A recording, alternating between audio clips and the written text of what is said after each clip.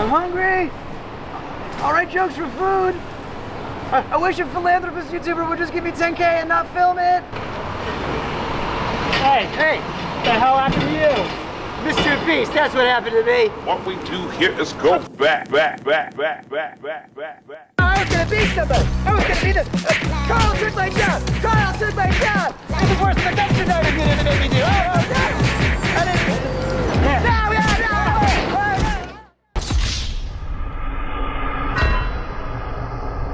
Okay, content cop from Temu back at it again. So just before I get into my interrogation with former MrBeast employee Jake Weddle, a lot has happened since my last video. After posting I got hundreds of messages from former MrBeast employees, and I had them all like send proof of former employment. You know, just people showing their support or telling their stories of you know, fake videos or unsafe practices, you know, toxic workplace, stuff like that.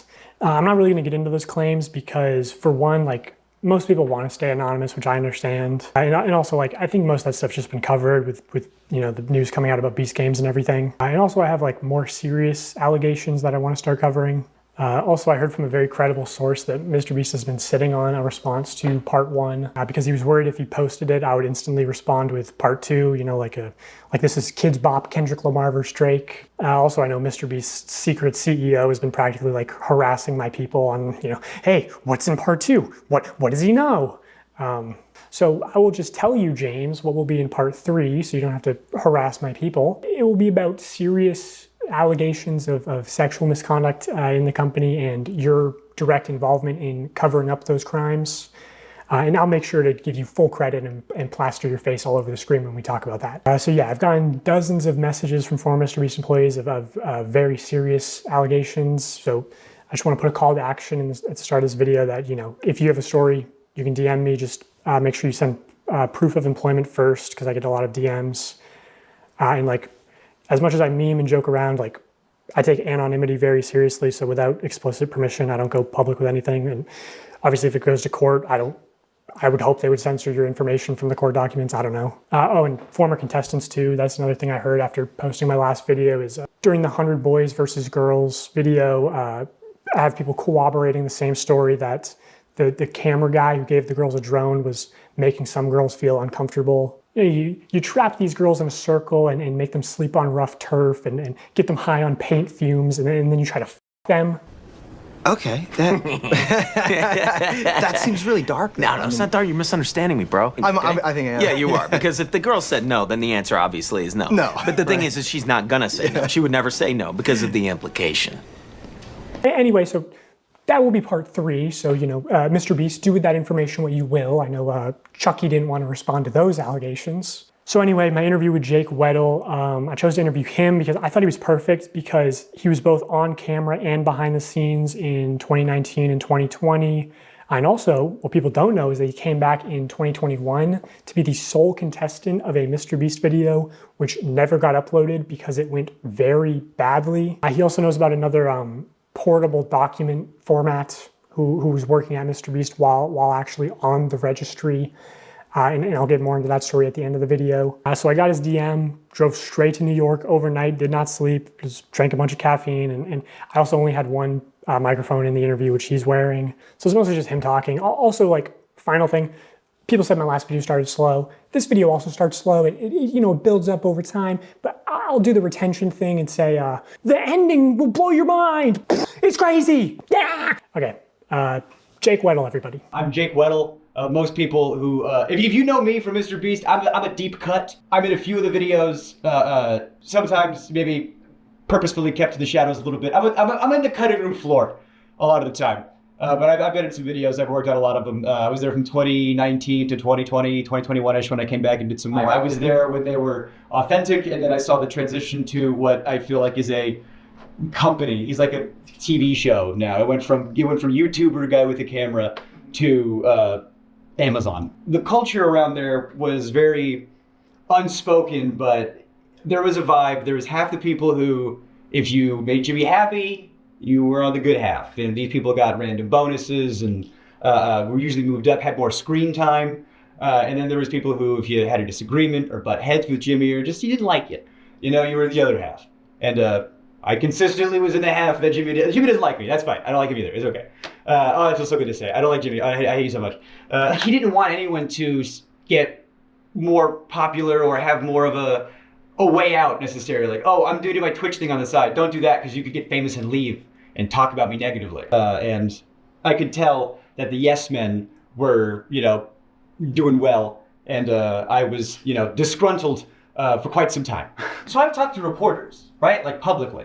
And I've always had to choose my words very, very carefully because I don't want to say anything I don't stand behind, obviously. So I used to talk to people. I used to glaze Jimmy publicly for things I do genuinely think are true.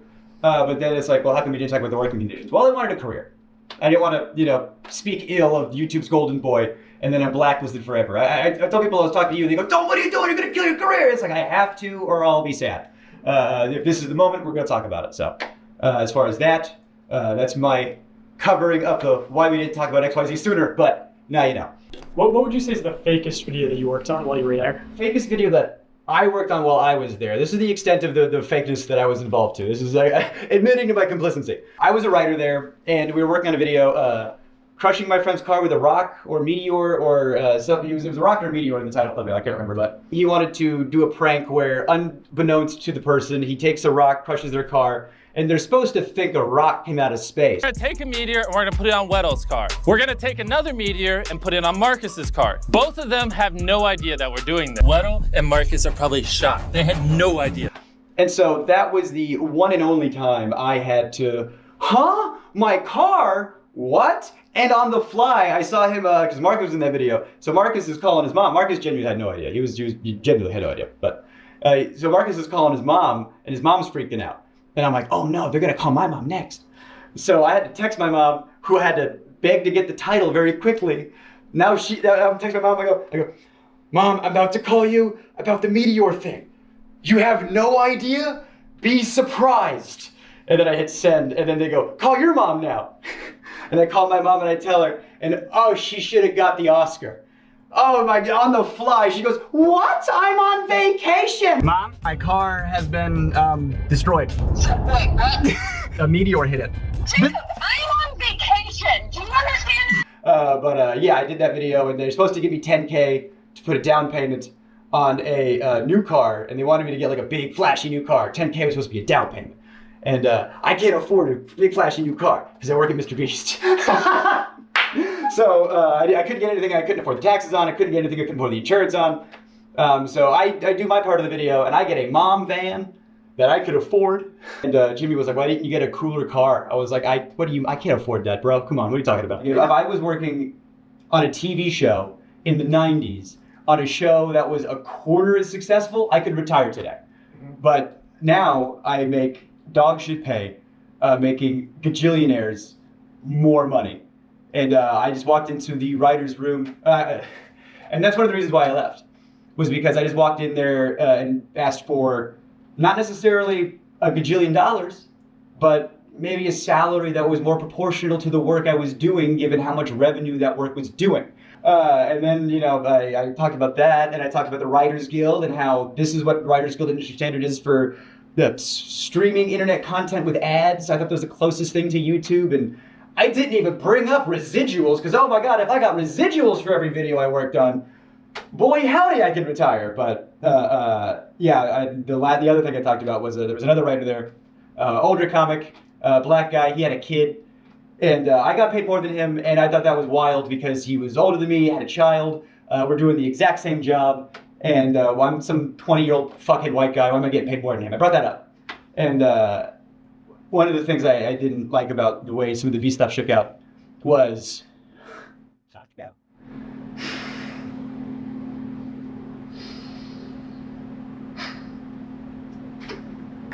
I feel really guilty about the way this shook out. I was talking to this other writer, it's fucked up, that's how the pay is, and I want you to get paid more, because you deserve to get paid more. I don't have a kid. And he didn't want to rock the boat. He desperately didn't want to rock the boat. He's just, I like my job. I like, because when you grow up with, nothing, not to say that he did, but I know I did, you get a little something, you don't want to lose it. So he didn't want to rock the boat. But he said, hey man, if that's how you feel, you know, like if that's like, I trust you. He stood with me. He went in that meeting with me. And I said my piece and he backed me up. And I said, I need XYZ or I'm out of here. And they said, bet. And they gave me a severance check the next day. And they gave him a severance check the next day. And if I knew he was going to lose his job too, I wouldn't have done it.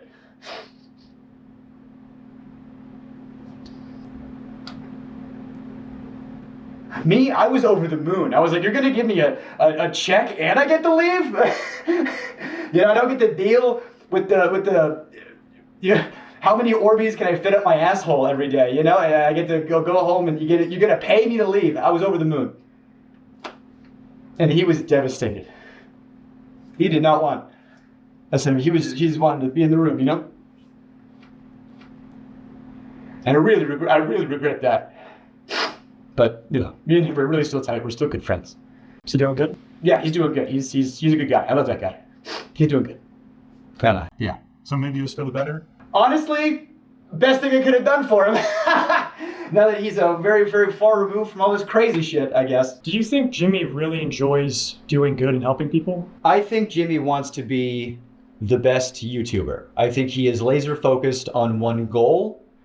And I think whatever he has to do to achieve that goal, he'll do. And I think it was the smartest decision for him that he calculated, because he's very good with numbers. If I donate to charity, people can't say I'm shitty. If I give this homeless guy 10K, what do you mean I'm a bad guy? But I've always thought, if you're gonna do something nice for somebody, and you stick a camera in their face while you do it, you didn't do a nice thing for somebody. You gained something. There was a homeless guy on the street, and you saw an opportunity for yourself and your image, and you gave one guy $10,000 who needed it to eat, and now the revenue you generated from that video is way more than what you gave.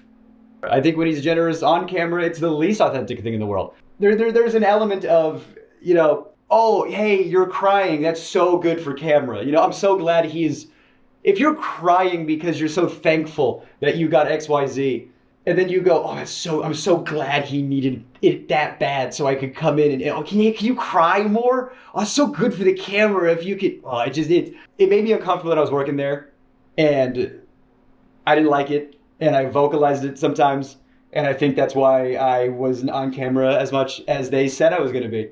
I was told at one point that I was going to be like fourth banana, you know, it was going to be Jimmy, Chris, Chandler, me, you know, and then that never happened. And I remember talking about that, like, hey, I thought my contract said XYZ.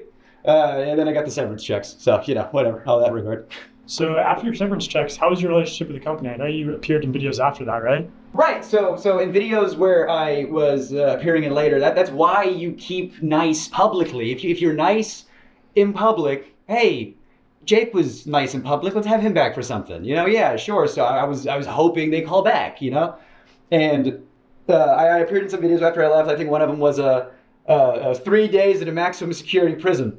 If I did do mini challenges in that, I got paid. I was, you know, clocked in with a rate, and I would get paid and compensated for those. But there was one video I was in. I got paid a lot for it, but it didn't come out. It didn't come out because it didn't go well. There was a video that came out probably like a year ago, something like that. It got a lot of hot water when it came out.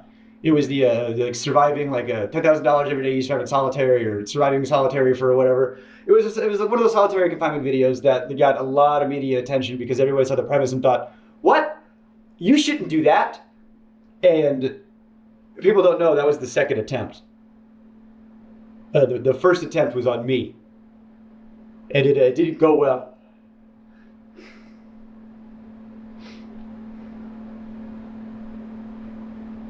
I was already planning on moving to New York, and I had worked at a couple of YouTube companies after Beast, and I had a little bit of change in my pocket. You know, the most change I had in my pocket ever. You know, small potatoes, compared to Beast bullshit. But you know, I thought I had enough to move to New York or whatever.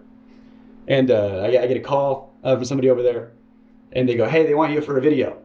I was like, "Oh, amazing, great, cool, thank God." What's the video? And they tell me the pitch. And they try to make the pitch sound like it's going to be like a walk in the park. The pitch is 100 days in solitary confinement. But don't worry, like you only have to last like 30. We have like a video. They're pitching it like at first it's going to be like a luxury vacation. You're going to have like a hot tub and an ice cream machine. And like part of the video is going to be you deciding like what items am I going to get rid of, today? And it's like the choice. They were like, it's only going to be bad for you to last like 5 days tops when you have like nothing left. You're the first, it's going to be like a breeze for most of it. And by the end of it, after 30 days, you're going to get $300,000 because it's $10,000 a day. And I don't know, man. I grew up poor in North Carolina. I said, excuse me? I'll dance for you if you put that kind of money in my face, sure. They were like, you're going to be locked in this room, and we got to make sure you're on all the time. We're going to have cameras on you all the time, and you're perfect for this because you never shut the fuck up. On paper, I was like, okay, I can do this, and I was. They always cut me out of the videos. They always, and I was, editors have told me that it's because you have too much of a personality. And so with this video, I thought, this is perfect. It's a video they can't cut me out of. I'm the guy. And so I thought, well, if I have to do this, if I have to do solitary confinement in order to do the things I want to do, then I will do that. That I held my tongue and I swallowed my pride and I tried to do one last ride. And I get there. And at first it's fine. And they had just freshly painted the set. You could smell it, which that's probably not good. The smell of fresh paint in your surroundings for the next XYZ time. It looked good on the visual. It looks good on camera. It's movie magic bullshit. It was a terrible facility. It was in one of the studios. They had to get a separate tank for septic stuff. There was a hot tub in it. Yeah, there was an ice cream machine. Things were cool and funny on paper. But when you think about stuff, a hot tub if not connected to a filtration system, give it 3 days, it's gonna stink. If there's not a hot water mechanism, so the hot tub was a lukewarm tub at best, which was a silly complaint, but the shower was always cold, and you're taking a quick shower, and I had cameras 24/7 on me, and the ice cream machine, let's talk about that for a second. The ice cream machine has 2 modes, on,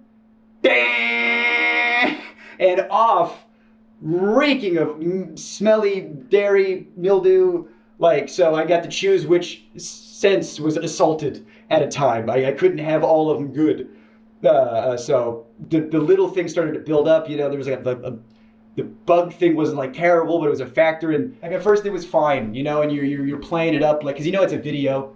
And it got to a point where they weren't turning the lights off. I asked them, I said, can we have nighttime hours? And they said no, because it would fuck up the time-lapse shots. The time-lapse of what? Me sleeping? Or me not sleeping?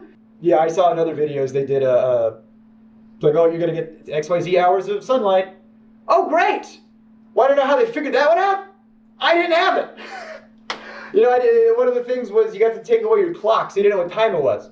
Okay, I got no access to sun. I got no access to clock. I don't know, the lights are on me all the time. I wasn't sleeping. I could not sleep, and I have insomnia problems now. But they might have started there. I had good people looking out for me. I had a lot of good people looking out for me, saying, "This, we gotta stop." So I just wanted to turn the lights off, and I'm vocalizing to people, "I wish the lights would turn off." And I go up to my friend, my good friend. And I go, "They're not turning the lights off." He goes, "What? That's a war crime. We're not allowed to do that to terrorists." Oh, good. 24 hours breaking the Geneva Convention, I guess, is what we're doing. So, they're giving me, melatonin, it's not helping, and then Jimmy would come in every other day for an hour, to check in on me because he's doing other stuff. I'm just the guy in the cage over here. He'll come back to me in a minute. And so he'd come by, he'd get the shots, he'd leave. Sometimes he'd have a note with the director over the phone. That would really piss me off. This is the note I got from the director, from Jimmy, when I'm receiving some cash. He said, Jimmy said, "Can you say to the camera how thankful you are that now you can pay back your student loans. You know how hard it was to do a take of that? And pretend to make it genuine? I don't want to have student loans. I don't want to be in a cage. But Jimmy's the guy with the money, and if you do what he says, he'll do what you want. You want your student loans paid off? You just be in this cage. And you have power over people. When one person doesn't have resources and the other one does, and they hold it over your head, and you go, of course, yeah, I agreed to it. I needed it, of course. Just something about like having the cameras on me all the time. Like I was not having a good time, but we were filming a video. So I was trying my best to be funny, you know. I'm a dark comic, you know. I got bits about. I had a very traumatic life. My dad is in jail for sexual assault of a minor, you know. So this kind of stuff is very near and dear to my heart. You know, I don't fuck around with this shit. Yeah, I have jokes about that in my act. You know, I joke about it because that's what you do in a traumatic experience. You know, abusive relationships. I get out of it. The first thing I do is I do a type-line about it. You know, so I'm in this situation where my mental health is not good. My physical health is getting worse, but we're filming. So I'm doing bits. I'm talking to the camera. And I'm being, you know, like, hey, it's been a couple days. I'm not doing so hot, you know, which if I'm filming a video, that's what I should be doing for the camera, but it was too real. If they're faking videos, why couldn't we fake this one? You know, if we're allowed to let these cast members have some time off of this difficult challenge, how come we couldn't turn the lights off? How come we couldn't maybe not have some time-lapse footage for 10 seconds? Did you try to get out? Yes! I was starting to calculate, I don't know if I could do 30. How much can I, well, how can I manage to get out of here sooner and still have a video and still have some cash and get the plug, man. I did. Since we're doing time-lapse shots and since they insisted on time-lapse shots, I said, all right, we'll give you time-lapse shots back. I put my YouTube on with the whiteboard they gave me. And I was like, all right, yeah, go ahead and scrub that footage. You know, you got that whiteboard. Oh no, either that goes in or this footage is unusable. And then, you know, James Warren came in and erased it. You know, fucking, you know, don't put that. Hey, we can torture him. Don't you dare let him get a plug in there. You know. Like we were playing up the joke.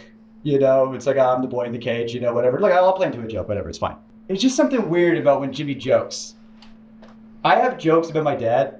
Because I love jokes with my dad. I'll joke with my dad all the time. That guy's a piece of shit. I hate my dad. But I have friends that make fun of my dad. That's fine, because I know their intent. I know where they're coming from. When Jimmy joked with my dad, and I said that to seem weird. I don't like it. We were doing that, one of those hide and seek videos. Again, you know, at the time, they were a lot realer. So I got caught. And when you get caught, you know, you go to the place where you get caught. And I don't know if there's footage of this. I don't know if, I definitely didn't make the final cut. But he says to me, all right, you're going to jail, you know, like your dad. And like, it's a joke. But when my friends do it, it's fine. And Jimmy just wasn't my friend. He was my boss. And that wasn't cool. And so now, I'm locked in a cage at his whim. And I have to do things to get the cash I need to live. And I got these cameras on me all the time. And I was unwell. I had editors coming up to me saying, "You good, bud?" And I was like, "Yeah, why? You're clearly unwell." And he goes, well, because the footage you're sending in is haunting. Because I'm trying to be funny, but I am mentally decaying, so I'm doing bits. Someone said there is a horror cut of a video in this. And I'm thinking, like, who's watching this? Like, who wants to see this? What is fun about this, the video? And so the thing that made me I gotta get out. I can't do another day in a year. Jimmy comes in and I'm asleep. I don't know what time it is. I don't know, it's like 2 or 3 or whatever. He's like, why is he sleeping? I don't know, because I can't sleep. And he comes in, he wakes me up. And he goes, ask me why I have 2 briefcases. And I'm like, why do you have 2 briefcases? And he goes, oh, because this one's for today, you know, and this one's for the challenge. And I go, what's the challenge today? He goes, you're gonna run a marathon. You're gonna do the 22.6K, whatever it is, and you're gonna do it on that treadmill over there. The first challenge I did was a Rubik's Cube, and I'm dyslexic, I'm dumb, I don't know how to do a Rubik's Cube. So your first challenge, Rubik's Cube. I was like, oh, I don't want to do it. I was like, on camera, I don't want to do it. He goes, just do it for the thing, like, kid, you know? Like, there was an element of, oh, Jake will do what we want because he's in-house. You know, that's one of the reasons why they got me. Jake's, he's an inside guy, so he'll do whatever. We can push him a little extra hard because we know he's good. We know he's. I couldn't say no to the treadmill thing. Yeah. So I people who run marathons train forever, and it's still hard. Again, writer. Do I look like I run? I don't run. You know, let alone a marathon. Let alone that training for it. So I was in a sunlightless, you know. Did you try to say no? Like, did you have a choice, or? Based on the Rubik's Cube thing and based on all the other stuff, like there was so much pressure to just do it, just do the thing, you know? And if I refuse, it's just, oh, that's the whole video. I guess the budget's, you know, so much money up in flames because Jake said he wouldn't want to do the thing. And so I wanted to be a good sport and I wanted to get the boost and I wanted the cash. And so I started running at 12. I was able to take some breaks, and I asked him, how long do I have? He goes, until I get back. And I'm running until 3 a.m. When I got off the treadmill, oh, the blisters I had on my feet were like, you wouldn't believe, just all over, just these big red. I couldn't walk. My muscles were like just the lactic acid. I got off the treadmill, and then the people that came in to like ice my feet, you know, make sure I was good. Then that's when I was like, I'm done. I can't. I'm done. I'm out. I'm out. And that's when I get the psych in, and I talk to the psych about how I'm not well. And like I said, there was a lot of good people over there that was saying, you got to pull him out. Yeah, I had friends that did some freelance work. And they would tell me, they'd be like, yeah, everyone knows you over there. Everybody loves you. They go, oh, Jake Weddle, love that guy. Shame what happened to him. Like I'm a ghost. And I asked him, I said, how much longer are you guys going to keep me in here?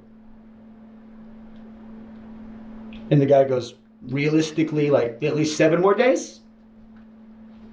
No. And they didn't let me leave right away either. They wanted to make sure, everything was fine. So I just, slept for a while. They turned the lights off. And they brought in all my friends, to make it.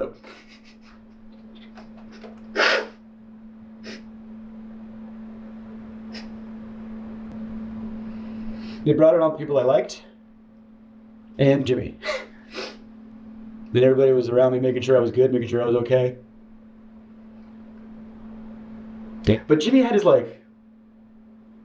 he was sitting in the chair turned around like an evil villain. Swear to God. Everyone was looking at me and he was like Lex Luthor over there. He turns around, he stands up. He does the exact same thing when he's pretending to have a human connection. You know when you're watching a video and he's like, oh, stop, you're gonna make me cry. And he touches his eye or whatever as if he's crying. He's just...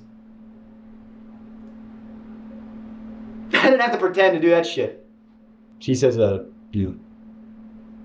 if rehearsed by his lawyers.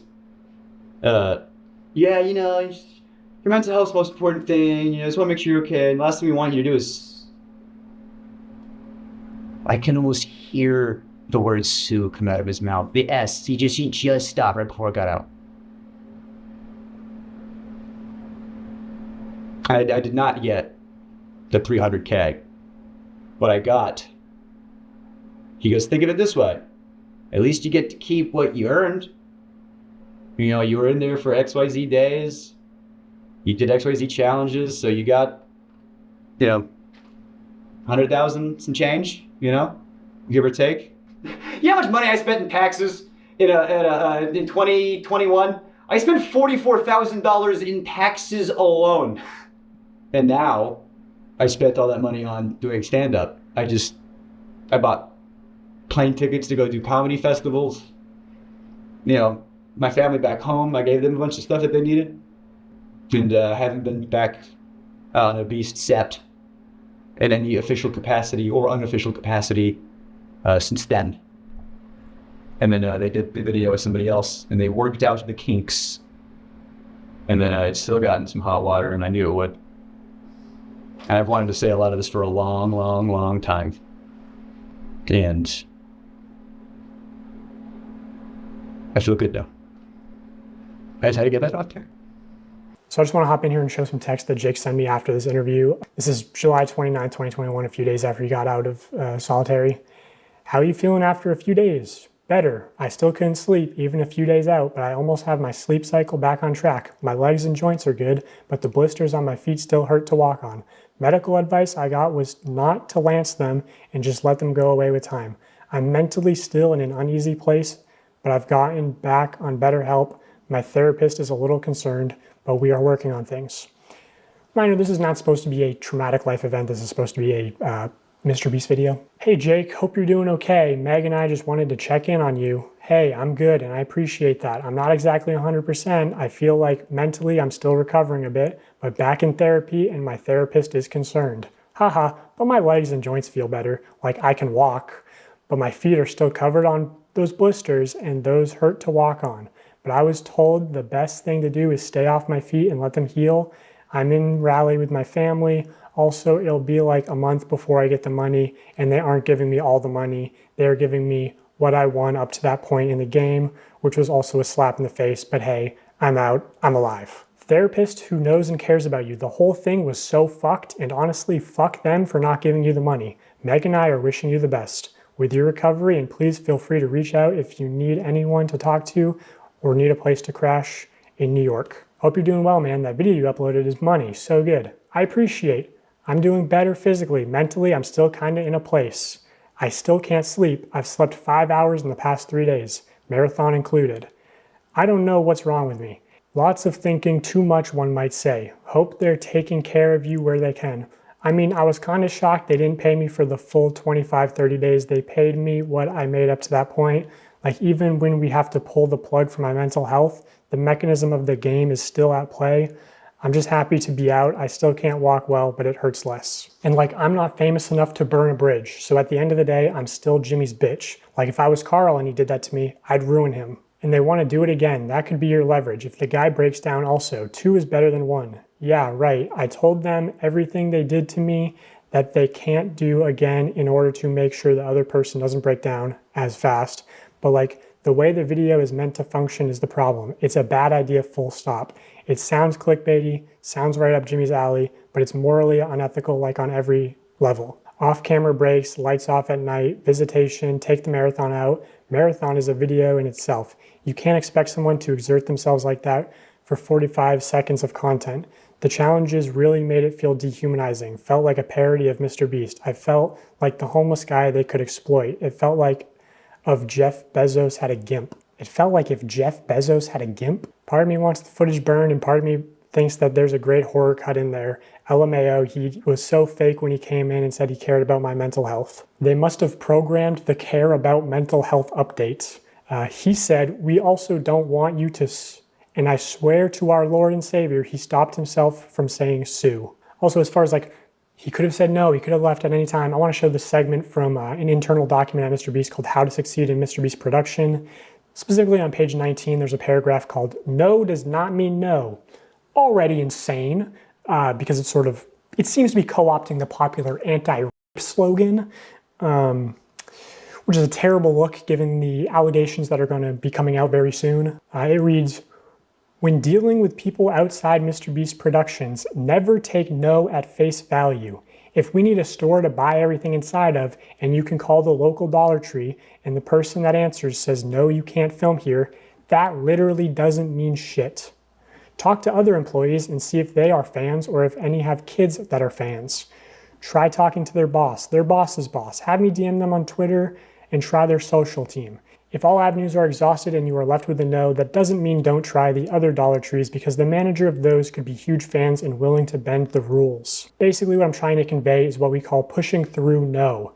Don't stop because one person told you no. Stop when all conceivable options are exhausted. This is one of many tools that when combined dramatically improve your probability of success when producing here. So yeah, this idea of like pushing through no's is a big component to working at MrBeast. And the way that it manifests itself a lot of the time is like a director might tell a producer, hey, we need access to 30 acres of farmland by Tuesday or we lose $500,000. Now, if you're the producer, you obviously know that means get it done or you lose your job. So what can happen is like a producer's calling up farmers saying, hey, I need to use your land.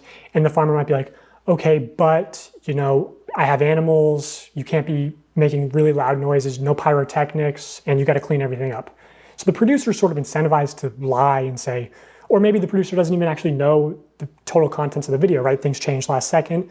So they're they're financially incentivized to be manipulative and sort of, they're put in positions where it's like, oh, it's either the producer's job or a civilian's job, like where it talks about, hey, maybe the manager would be willing to bend the rules. Well, you shouldn't really be pressuring civilians to bend the rules that could get them fired, you know? I'll show you a real life example. This is unused evidence from part 1. I had seen this Reddit post titled MrBeast leaving trash behind and debris at film site in Ayden, North Carolina. Apparently he left a large boat in a pond as well as debris around the film site in the bottom of the pond weeks and weeks after the agreed time frame. This actually rendered it unsafe for campers and almost delayed the camp's opening date multiple times due to not being able to get in contact with MrBeast to get the stuff cleaned up out of the area. So I actually know that this is from a MrBeast video called Protect the Yacht, Keep It.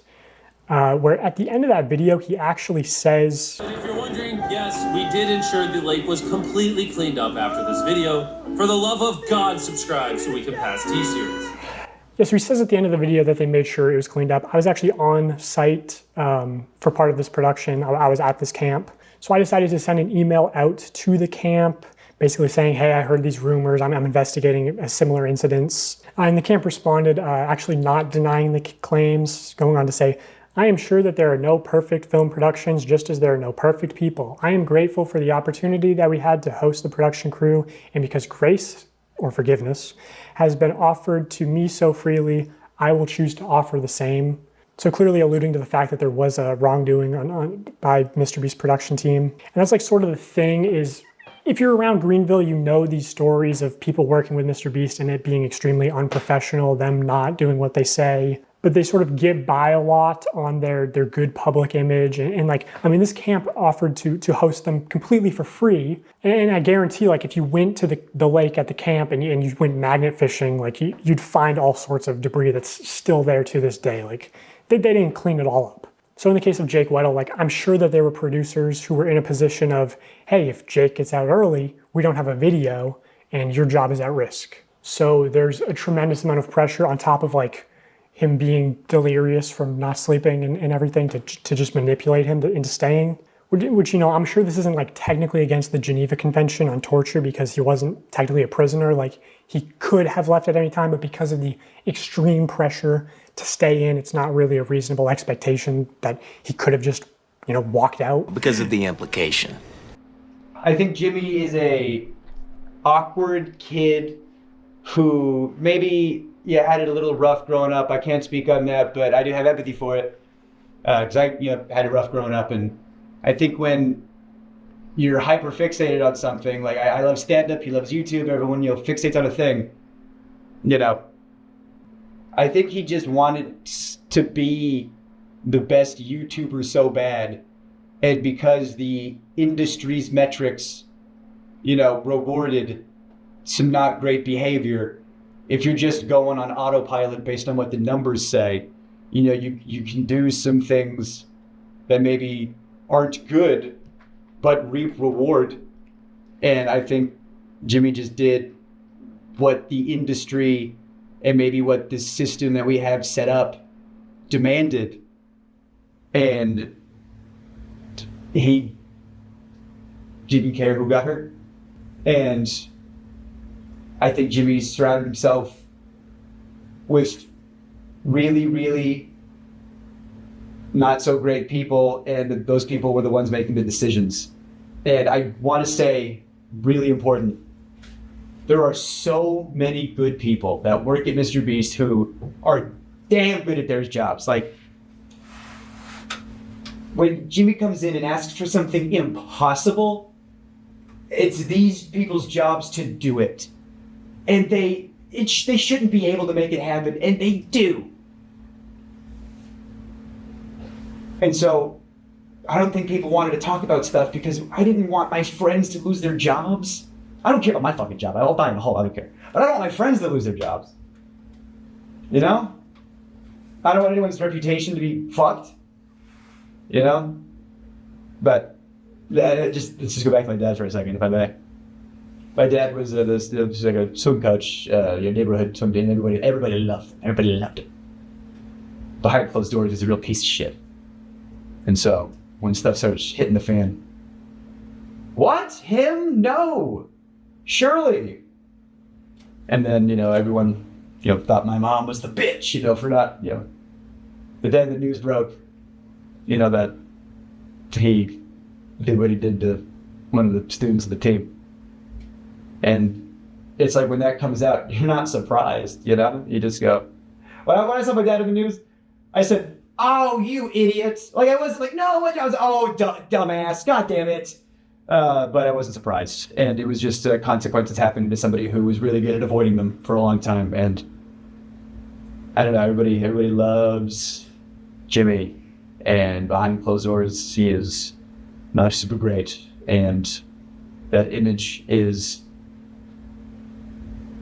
cultivated purposefully and intentionally, and it's branding, it's marketing, it's YouTube. Okay, so I guess, just one final question on a serious note. Obviously, the Ava Chris Tyson drama, and, that's a known issue of traditional media. Did you witness or hear about any sexual misconduct at the company? It's crazy. I probably hung out with Ava the most out of the main cast just because I was on Beast Hacks. Now Beast Reacts. I don't know if it's still out. That was a lot of fun because it was just being silly and goofy in front of the camera. And Ava was the only person who was willing to film. Everybody else was too busy or didn't want to, and I was just trying to do my job. Sometimes there'd be like an offhanded joke that's a little gross. I mean, I'm a stand-up, so I'm very desensitized to that. I didn't hear anything that was like, whoa, that's crazy. Like when I saw, the reason I messaged you instead of talking to reporters sweetly like I have been was when I saw the Discord stuff because when I got there, it was like 2019. So I guess if the timelines add up, that would have been like handled, for lack of a better term. And then they started bringing more people on. Maybe they thought they had that under the rug, all right, we handled that. Now let's bring in some writers, And when I saw it, all that stuff start coming out. And the potentiality, as of this moment of recording, I know this has been happening fast and stuff has been coming out so fast. Just the potential that Jimmy could have been in those Discord chats, or even the potential that he participated in those Discord chats. After the shit he did to me, and if you're gonna make fun of my dad, I don't care what happens to me and my career and reputation after this. I had to say some stuff. So whatever happens at this point. Outside of Ava Chris Tyson, did you notice any or hear about any sexual misconduct at the company? I've heard rumors. I can't confirm or deny anything. I don't have any tangible evidence, but I've heard stuff that if it could be investigated, that'd be great. But it's like water cooler talk. But I've heard things, yes, of course. I heard, people have been let go for sexually assaulting some very young people. The idea that Jimmy didn't know, or that Jimmy was covering stuff up. He didn't want stuff to come out. He's very careful about his image. The tangible proof that he knew but covered it up. How do you prove that, Well, there was a known sex offender, registered sex offender, convicted sex offender on the registry and everything who worked there. And like you can, you know, someone pees in public, you're on the registry, you know, you get it. You can still have a job after you're on the, that's one thing. You know, you go to prison, you get rehabilitated, that's one thing. You know, like if you do your time, that's fine. I think there should be rehabilitation in this country. But that guy, from what I hear, I can't confirm or deny, from what I hear, he's on the registry for doing some not great stuff to some underage people. And they knew that. He's working at a channel that has underage people on and around and is targeted to underage people. And they covered up the fact that not only did he work there, but he was like the manager when it all started. And you know that he knew, and because he'll be in videos, he'll be in thumbnails, he'll be around. And whenever he is, he's wearing a mask. Why would you wear a mask? Why would you conceal your face? It's like, what are you concealing? That you are a registered sex offender?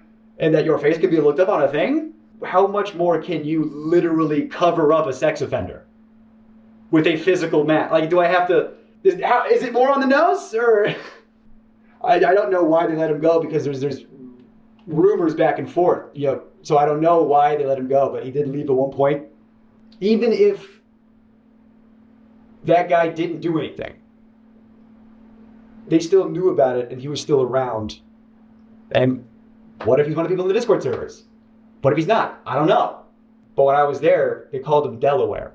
It's like, why do you call him Delaware? I didn't know. Apparently they called him Delaware because he's not allowed to go back to Delaware.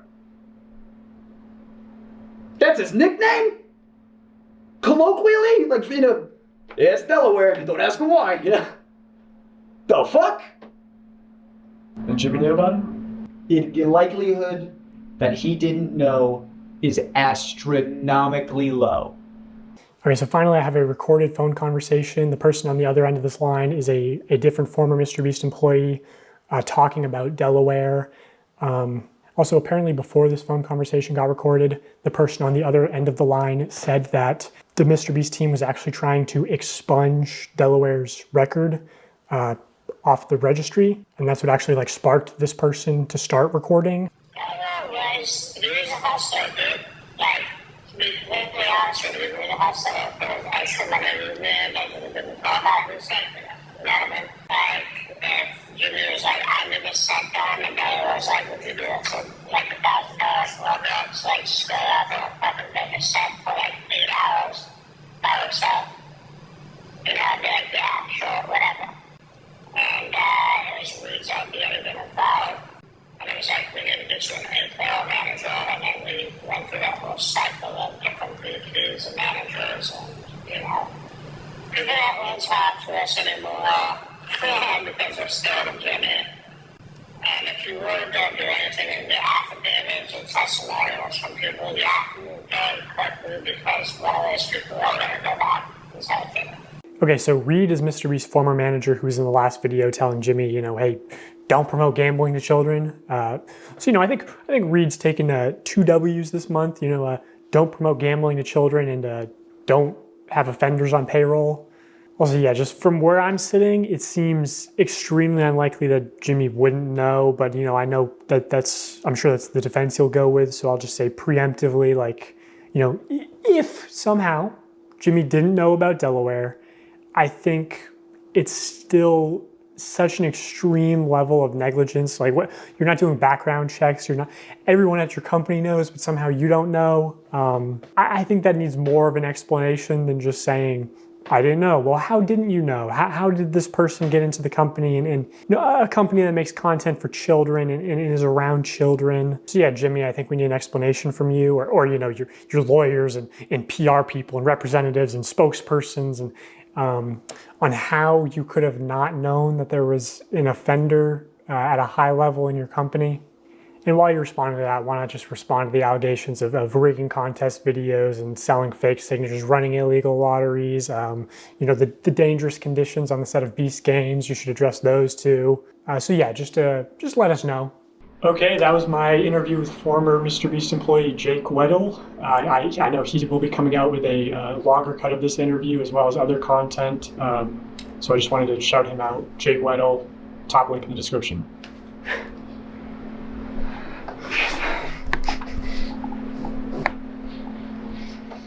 I've waited a long time to talk about a lot of this publicly, so thank you for doing what you're doing.